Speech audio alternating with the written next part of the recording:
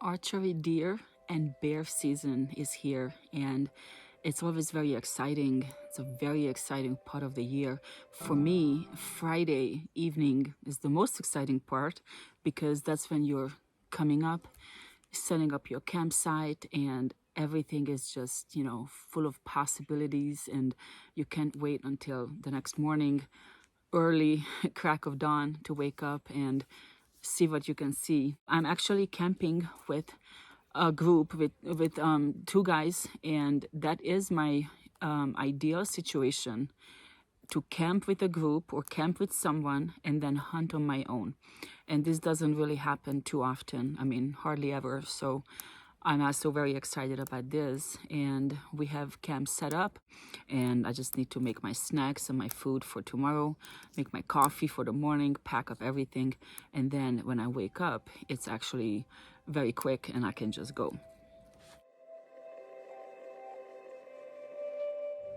That's Gary. Say hello. How you doing? That's our propane campfire. And that's Dan. Hello. Hello. That's they have a shower. I have one too. And they have a nice trailer.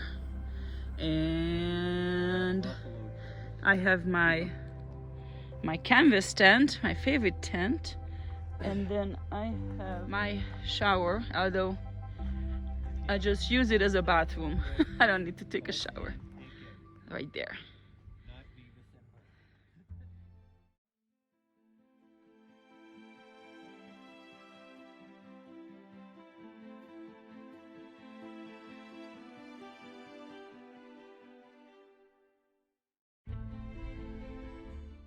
I always think that I'm probably doing this all wrong. I mean, there's really not one right way to do it, and anyone can really criticize anyone for whatever they're doing, right? But I feel like I kind of want to drive around a lot at first because I have not seen any deer yet. I have not seen any signs, no tracks, no deer poop or anything, and I feel that there's no reason for me to, walk in and sit in one area if the deer are not even going that way. I mean, it's always so hard to figure out where should I go. But I feel like I kind of want to drive around and see what I can see, see an area. I might see a doe or something, then of course, I'll go in because there could be bugs there, right? Or I see some signs, or I just see that it's a good area for me to sit in or walk in and then sit in there. And it's so hard to decide. I mean, there are so many meadows. Everything is green. There are creeks and streams and water flowing everywhere. All these green bushes, everything the deer eat. And with the meadows, there's a high visibility. I mean, there's not a big chance for a deer to come out in the middle of the day, but then there's also the area behind you. So it's just all these thoughts are going through my head, and it's always so hard. And I know a lot of it is also just luck. So I just usually go for it. But this weekend, it's not as much hiking as I would like to do, but next weekend I'm definitely going to go and hike in and sit in a lot more, probably most of the time.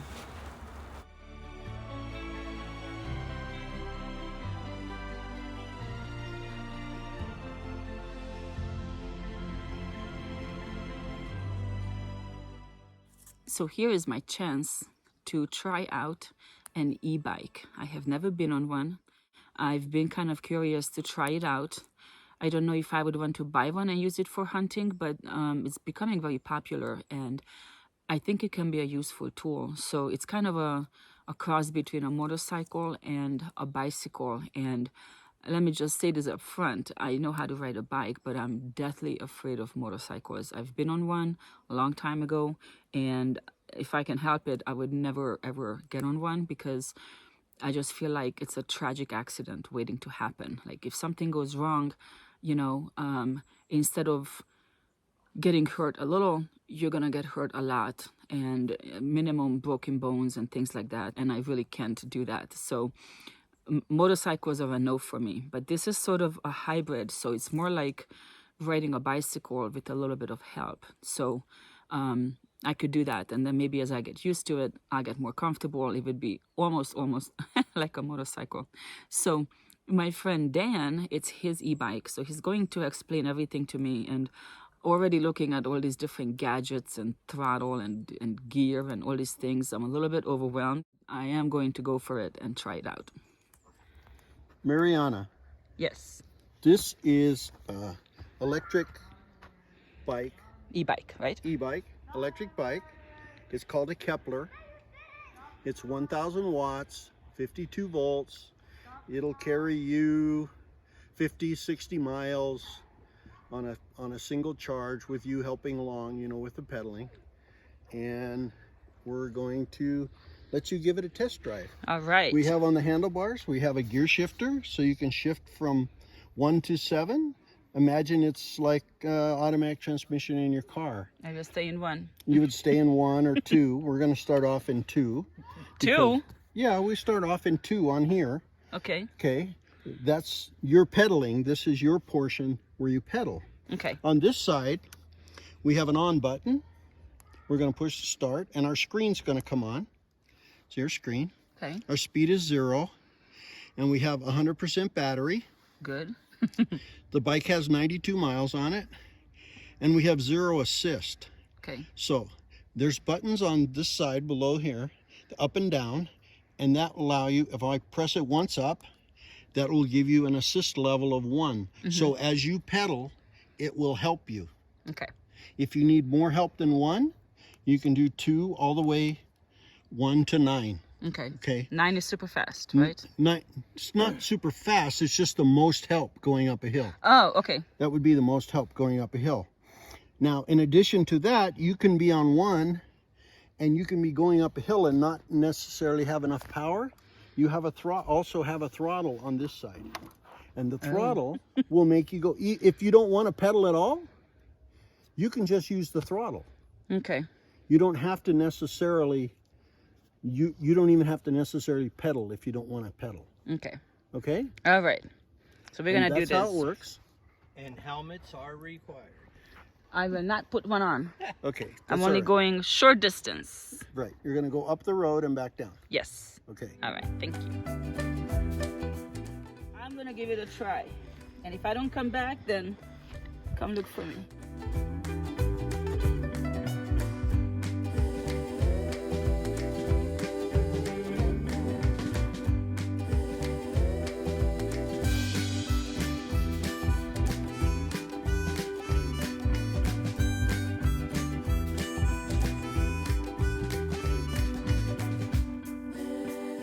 She likes. I have got to get me one of these. For real. It's really cool.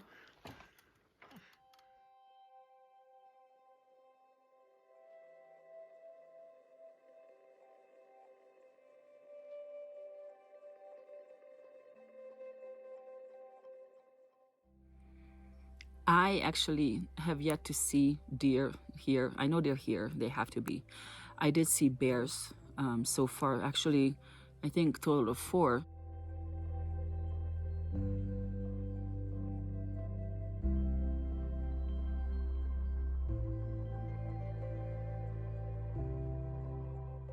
The only food I brought that needs to be cooked is eggs. And that was just in case I feel up to cooking.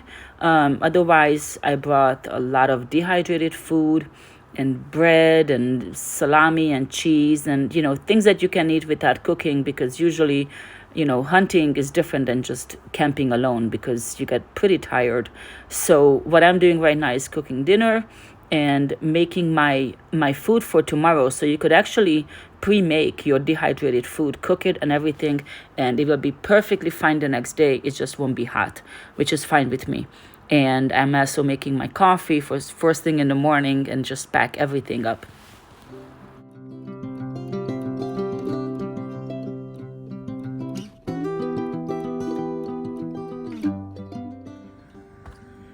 And no deer anywhere. Some people saw some deer today. Some people did. We did not. We saw bears. I saw bears. Well, not today, but I yesterday. didn't see no bears.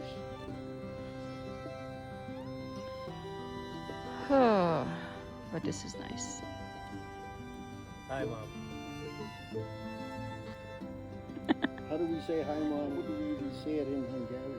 I don't know. Oh, the video will show it in Hungarian for her. Oh, will it? Yeah. You need to check your family tree. Hello, 'cause Mom. I think you're a hun.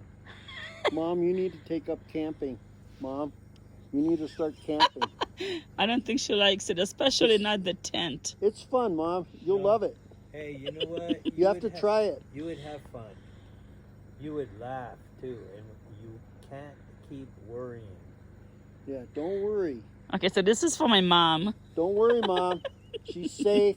She's in a good spot. We're here. She's safe. We're old guys.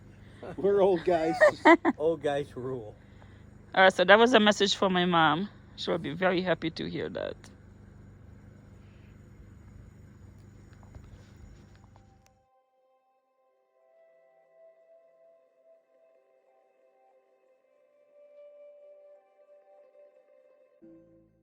I finally saw one deer. It was a doe. I only saw it for just a couple of seconds crossing the road, and it was huge. It had a huge body, but I'm 99.9% sure it was just a doe, not a buck.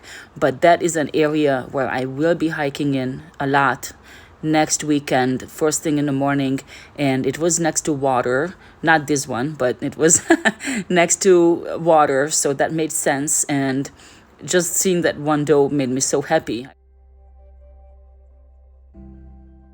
I am hoping finally I can get something. It's been 5 years, and I know a lot of people say that there are people who go for 8 years before they get their first buck, or 20 years or 10 years or whatever. You don't hear those stories.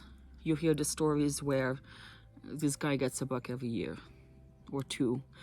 Or, you know, this guy, this is his first time hunting, and here you go. Or girl, or whatever, you know. But those are the stories you hear. You don't hear the stories of the many, many hunters that never get one.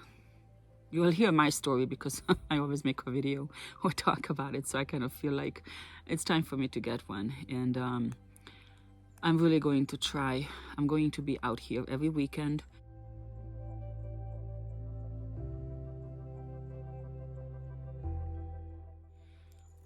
So this is basically it. I'm going home, but this was just the first weekend, and we have 3 more, and then we'll have 6 more for rifle. Of course, I'll be hunting with my bow, but that's okay. So thank you so much for watching, and I will see you next time.